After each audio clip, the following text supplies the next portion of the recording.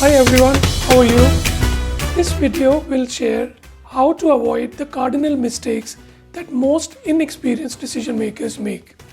I will also provide you with a 6-step formula that you can practice right away. Let's start with a quote. Albert Einstein said, "In the middle of difficulty lies opportunity." We all decide, but we don't know how we decide. Making decisions is a fundamental life skill. Why is decision making so tricky? Because we all learn from experience in an unstructured way without any training. Haphazardly learning is costly and inefficient. Some decisions are relatively obvious, like wearing a jacket if the temperature outside is freezing like it's today. That's no brainer. I'm talking about decisions that take more than 5 minutes to decide and are challenging and complex. As you get more skilled at making decisions, your confidence will grow and others will ask you for advice in their decision-making struggle. The best way to improve your decision-making skill is to start on the right foot that saves you from falling into a trap. A method that gives you desired solutions with minimal loss of time, energy, and money. The fundamental error is that most people don't define their decision problems. They don't even know what they're trying to address. How do you state your problem significantly affects your choices and the decision outcomes. If your ladder is leaning against the wrong wall, you can't make a well thought out decision. In other words, if you have not identified your decision problem correctly, there is no way you will be able to make intelligent decisions. A common mistake that most inexperienced decision makers make, they plunge straight into gathering information mode and reach conclusions without thinking about the crux of the problem. Decisions are called problems because there are hidden opportunities in problems. Albert Einstein said, "In the middle of difficulty lies opportunity." Every decision problem is a trigger that can lead to new opportunities. If you don't make decisions proactively, you will be forced to make decisions with limited choices. Seek decision opportunities everywhere. Create decision situations for yourself even before a problem arises. For example, start looking for a job if you anticipate job insecurity. Start making health decisions proactively before your doctor tells you it's time to take a decision. If you are finding value in this video, please consider subscribing. It encourages me to make more content. A pat on the back goes a long way. Let's get back to the video. Let's figure out how to define your decision problem correctly. Step 1.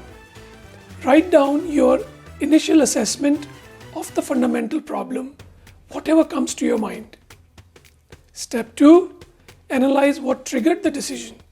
State the trigger as clearly as you can. There is a direct link between the trigger and the problem. The trigger will give you a host of new opportunities by breaking the problem into various components. For example, what triggered you to look for another job? Or the trigger could be how your boss treated you in the meeting. You get the point. Step 3. Identify the essential elements of the problem. For example, if you are looking for a job, ask yourself, what role will give me more exposure? How much money do I need to earn? Do I have all the skills required for the job? Am I prepared to travel? What other decisions can influence my search for a new job? Make your list of questions. I'm just giving you some ideas. Step 4. Refine and redefine your problem statement. When you refine and redefine your problems, inevitably you will see new opportunities, which will lead you to better decisions. Check yourself by asking, am I working on the right problem? You may be thinking, why am I creating a big fuss about defining decision problems? You're right. A poorly stated decision is a trap. Don't fall into the trap. Step 5. Once you have examined all the questions, seek insights by asking your trustworthy friends or family members how they view the situation. Their ideas might reveal new opportunities. If you want to be creative, you could ask yourself, how would my dad see the problem? How would my wife see the problem? How would my boss view the situation? Be creative. Make your list.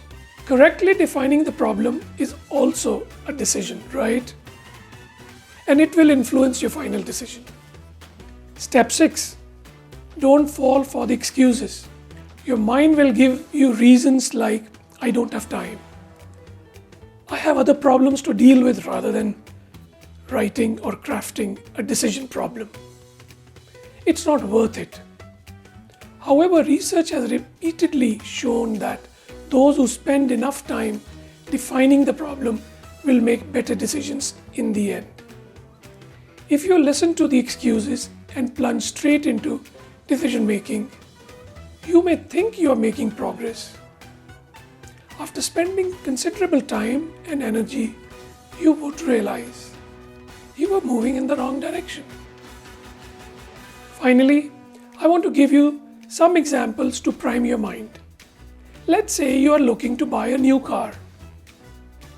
What kind of questions can you ask to define your problem definition? List 3 to 5 cars that meet your criteria.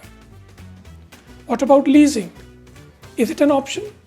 If yes, why? If no, why? What is crucial to you? Status? Operating cost? Maintenance? Or a resale value? Does a sense of service partnership influence your decision? Do you anticipate a change in your earning potential?